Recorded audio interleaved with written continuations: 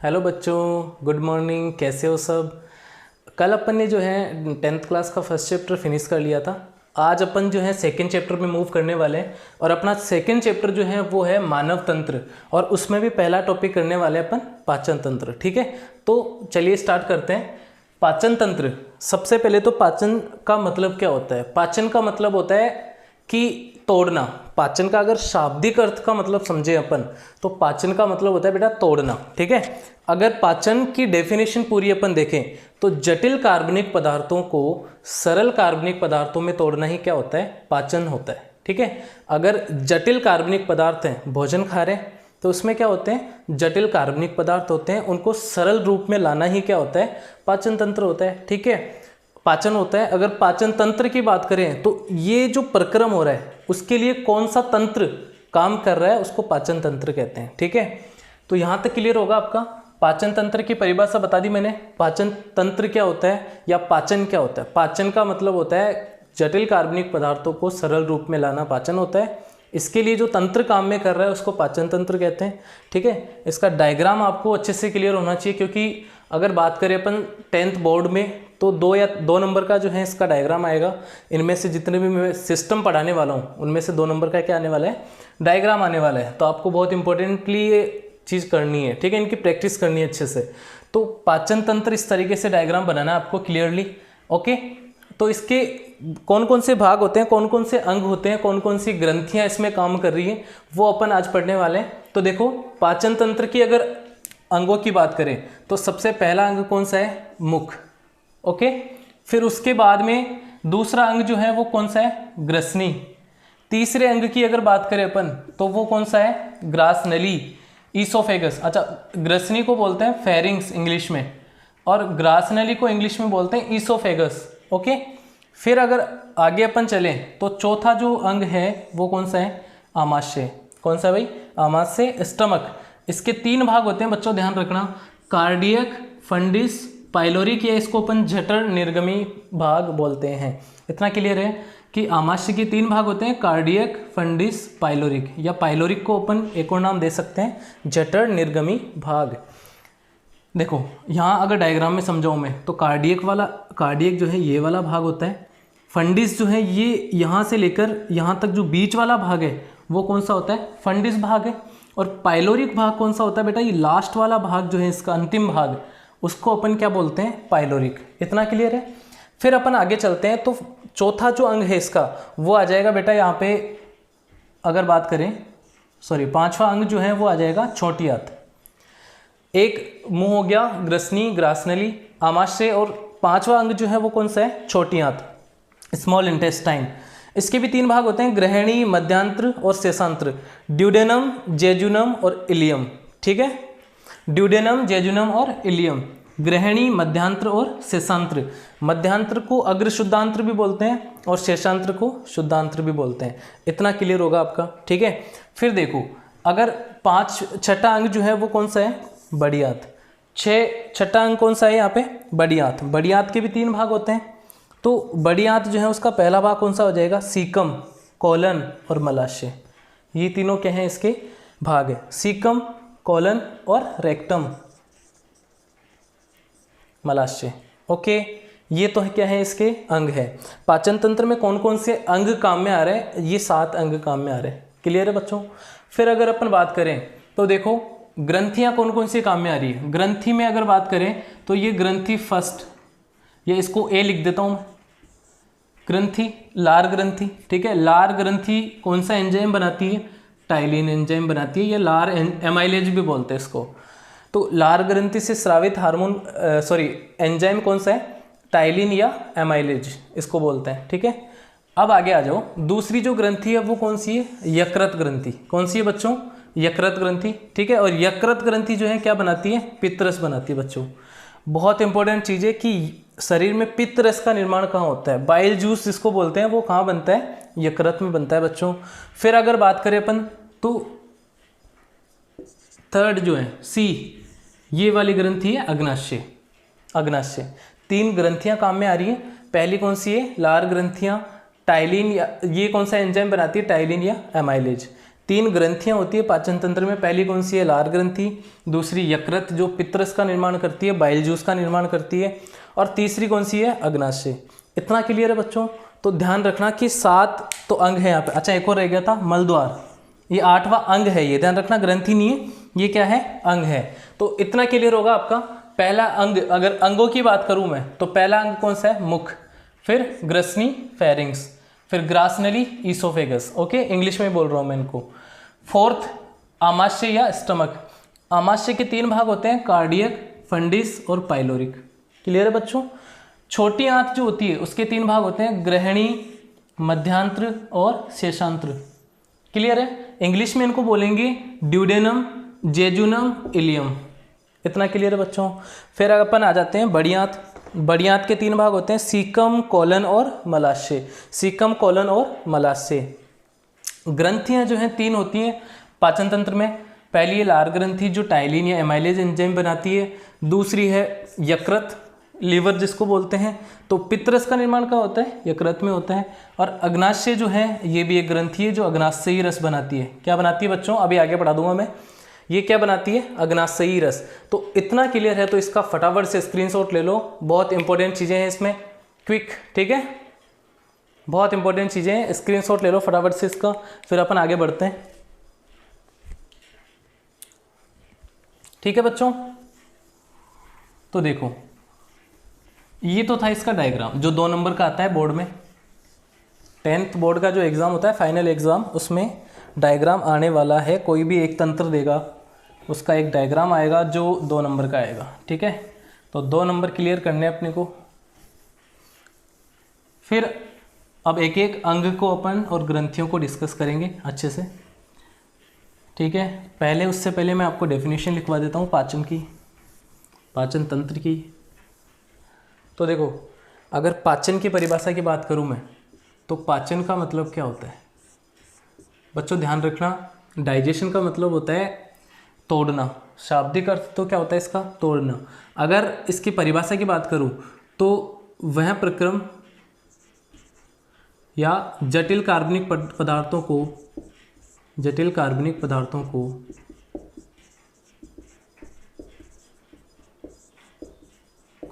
सरल कार्बनिक पदार्थों में तोड़ना। सरल कार्बनिक पदार्थों में तोड़ना।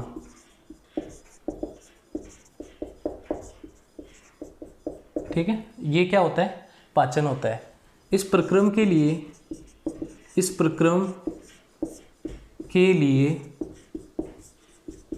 लिए जो तंत्र काम कर रहा है, जो तंत्र कार्य कर रहा है,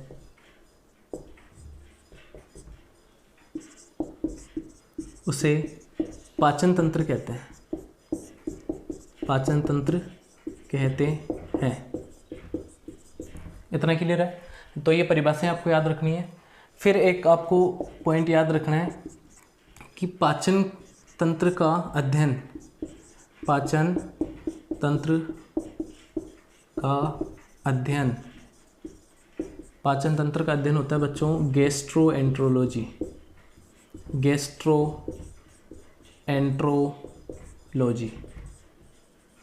ठीक है बच्चों? बहुत इंपॉर्टेंट चीज़ है गैस्ट्रोएंट्रोलॉजी, यानी पाचन तंत्र का अध्ययन। उसको अपन किस में क्या क्या होता है? वो गैस्ट्रोएंट्रोलॉजी।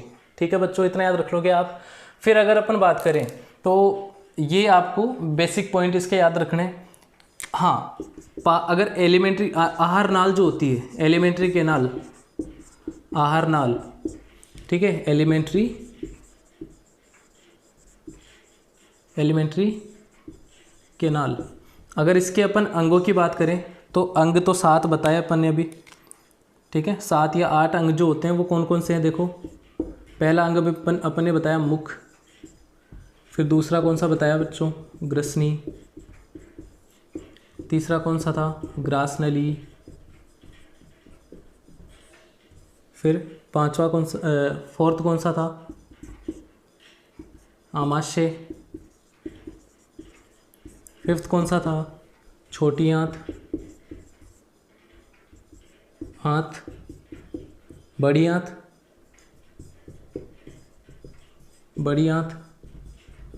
और लास्ट एक कौन सा था, मलद्वार। ठीक है, मुख, ग्रासनली, आमाशय, छोटी आंत, बड़ी आंत और मलद्वार, ये इसके जो है क्या है, अंग है। ये तो थे क्या, सारे अंग, पाचन तंत्र में जितने भी अंग काम कर रहे हैं। या आहार नाल जो होती है ना, आहार नाल का मतलब हो गया मुख से लेके मलद्वार तक जो पूरा ये सिस्टम है, इसको अपन क्या बोल रहे हैं, आहार नाल। इसमें ग्रंथियां जो काम में आ रही है, ग्रंथियां 3 काम में आ रही है। वो कौन सी है, लार ग्रंथि है। दूसरी कौन सी है, यकृत। दूसरी कौन सी है, यकृत, लीवर जिसको बोल रहे थे। इस तरीके से 3 कौन सी हैं, ग्रंथियां काम में आ रही है। अब अपन जो है इनको एक एक पढ़ने वाले, एक एक करके सबके बारे में पढ़ने वाले, अच्छे से इनके बारे में टोटली डिस्कस करेंगे, डिटेल से अपन पढ़ने वाले इनके बारे में। तो इनको फिर एक बार स्क्रीनशॉट ले लो, फटाफट से नोट कर लो इनको। तो देखो, फर्स्ट जो पहला जो इसका ऑर्गन है, फर्स्ट ऑर्गन पाचन तंत्र का, वो कौन सा है, देखो मुख। मुख में कौन कौन से अंग हैं, और आगे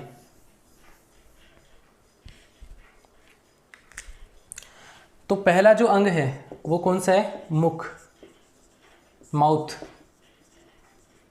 तो माउथ के बारे में अपन डिटेल में पढ़ेंगे। देखो, मुख में दांत होते हैं, और दांत कौन कौन से प्रकार के होते हैं, लार ग्रंथियां होती है, उनमें कौन सा एंजाइम बनता है, लार ग्रंथियों के प्रकार कितने होते हैं, सारा अपन पढ़ने वाले हैं। ठीक है, तो मैं इसको 2 पार्ट में डिवाइड कर रहा हूँ। एक बार तो मैं लिख रहा हूँ इधर, तो आपको दांत कौन कौन से होते हैं। ठीक है, मुख में दांत होते हैं 3 प्रकार के, 3 प्रकार से अपन इनको बांटते हैं। ठीक है, विषम दंती पहला, दूसरा है ग्रत दंती, और तीसरा होता है द्विबार दंती।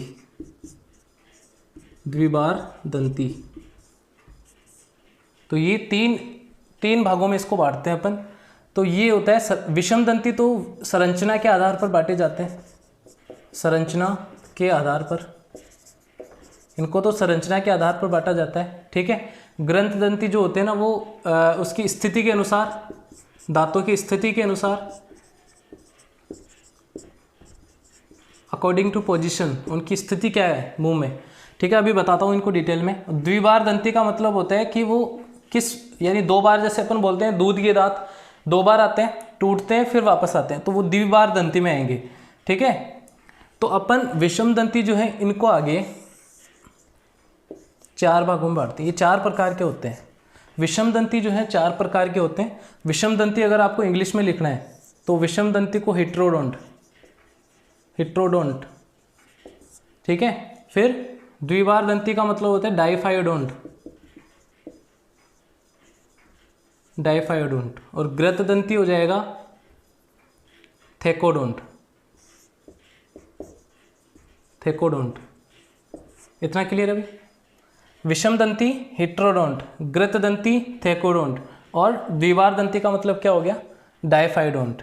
तो ये आपको याद रखना है। ये संरचना, उनकी संरचना कैसी है उसके आधार पर, संरचना और कार्य के आधार पर। ग्रत दंती जो है वो स्थिति के अनुसार, मुंह में किस उनकी स्थिति क्या है, पोजीशन क्या है, और ये कितने बार आते हैं उसके अनुसार जो है द्विबार दंती।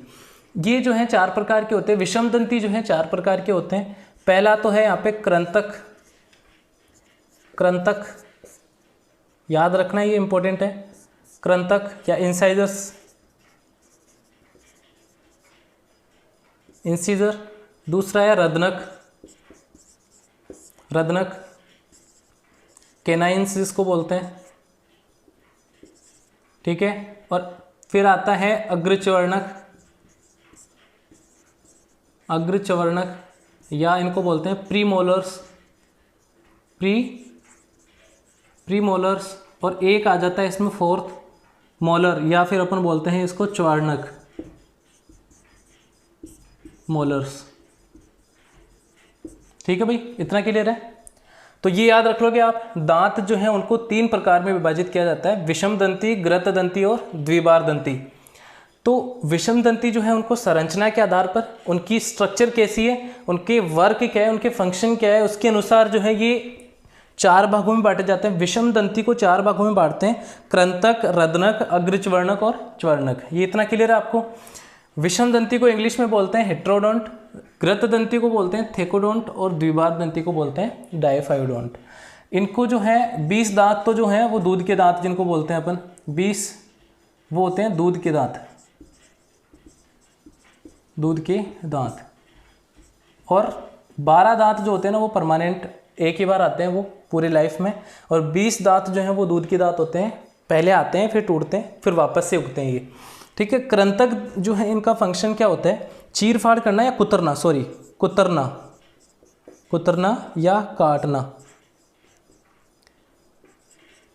कृंतक जो है उनका कार्य या फंक्शन बोले अपन तो क्या होता है, कुतरना या काटना। ये चीर फाड़ करने के लिए काम में आते हैं, चीर फाड़ करना इनका कार्य होता है, ठीक है। जैसे आपने देखा होगा शेर जो होता है लोइन, उसके साइड वाले दोनों दांत जो हैं बहुत बड़े होते हैं, वो होते हैं कैनाइंस। वो कौन से होते हैं, कैनाइंस, यानी वो रदनक होते हैं और वो चीड़ फाड़ करने के लिए काम में आते हैं, मांस को काटने के लिए, चीर फाड़ करने के लिए काम में कौन से आते हैं, रदनक, ठीक है। फिर अगर अपन बात करें, ये दोनों जो हैं भोजन को चबाने के लिए काम में आते हैं, चबाने व पीसने के लिए, चबाने व पीसने के लिए कौन से दांत काम में आते हैं, अग्रच्वर्णक और च्वर्णक, प्री मोलर्स और मोलर्स। तो इतना क्लियर होगा आपका। दांत जो है उनको फिर से बता रहा हूँ 3 भागों में बांटते हैं अपन, विषम दंती, ग्रत दंती और द्विबार दंती। विषम दंती संरचना के अनुसार, ये स्थिति के अनुसार। स्थिति कैसे, जैसे कि अगर बात करें अपन, पूरे दांत जो है एक जबड़े में पूरे फिक्स हो रखे हैं, तो उस सिचुएशन के अनुसार अपन बोलते हैं इसको, पोजीशन जो होती है ना उसके अनुसार बोलते हैं कि ग्रत दंती होते हैं ये। द्विबार दंती जो 2 बार आते हैं, ठीक है, 20 दांत तो 2 बार आते हैं और 12 दांत जो है एक ही बार आते हैं। कृंतक विषम दंती को 4 भागों में बांटते हैं, कृंतक, रदनक, अग्रच्वर्णक और च्वर्णक। इंसाइजर्स, कैनाइंस, प्रीमोलर्स और मोलर्स। इनका फंक्शन होता है कुतरना या काटना। ये जो है चीरफाड़ करने, भोजन की चीरफाड़ करने के लिए काम में आते हैं। अग्रच्वर्णक और च्वर्णक जो है चबाने और पीसने के लिए काम में आते हैं। इतना क्लियर होगा आपका, ठीक है। अगर अपन बात करें कि लार ग्रंथि, लार ग्रंथि, तो देखो लार ग्रंथि, लार ग्रंथियों का एक तो ये ध्यान रखना कि क्या काम करती है। लार ग्रंथियों से टाइलिन नाम का एक एंजाइम, टाइलिन या इसको बोलते हैं लार एमाइलेज, एमाइलेज, ये एंजाइम स्रावित होता है, ठीक है। यानी लार ग्रंथियाँ कौन सा एंजाइम बनाती है, टाइलिन या लार एमाइलेज। ये क्या काम करता है, ये स्टार्च जो होता है ना, स्टार्च, अब स्टार्च आप बोलोगे सर क्या होता है, कार्बोहाइड्रेट होता है बेटा।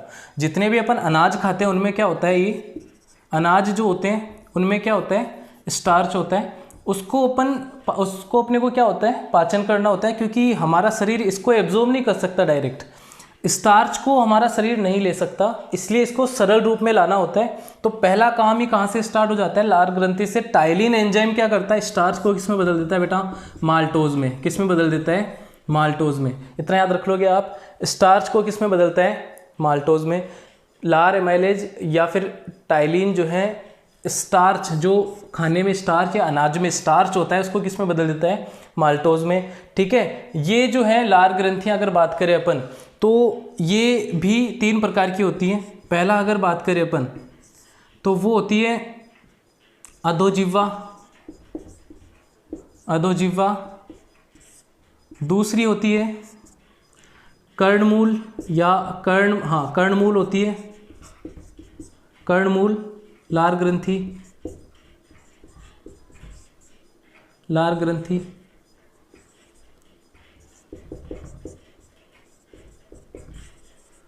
और एक होती है अधोहनु, अधोहनु, अधोहनु लार ग्रंथि, ठीक है। ये हो जाएगा सबलिंगुअल, इसको इंग्लिश में बोलते हैं सबलिंगुअल, सबलिंगुअल। ये हो जाएगी पेरोटोल्ड, पेरोटोल्ड। और इसको इंग्लिश में बोलते हैं सब मैक्सिलरी। तो इस तरीके से 3 प्रकार की होती हैं। लार ग्रंथियां जो हैं वो भी 3 प्रकार की होती हैं। कौन कौन सी? अधोजिह्वा सबलिंगुअल बोलते हैं, कर्णमूल पेरोटोल्ड, और अधोहनु को सब मैक्सिलरी। इस तरीके से जो है अपन इसको 3 पार्ट में डिवाइड करते हैं। इनका फंक्शन मैंने बता दिया क्या होता है कि टाइलिन या लार एंजाइम बनाती है और ये क्या काम करता है? स्टार्च को माल्टोज में बदलता है। इतना आपको क्लियर होगा, ठीक है। इसको फटाफट से स्क्रीनशॉट ले लो, इसको नोट करना है। तो इतना क्लियर है आपका। फिर देखो अगला जो भाग है पाचन तंत्र का वो कौन सा है? ग्रसनी। और ग्रसनी जो है वो क्या होती है?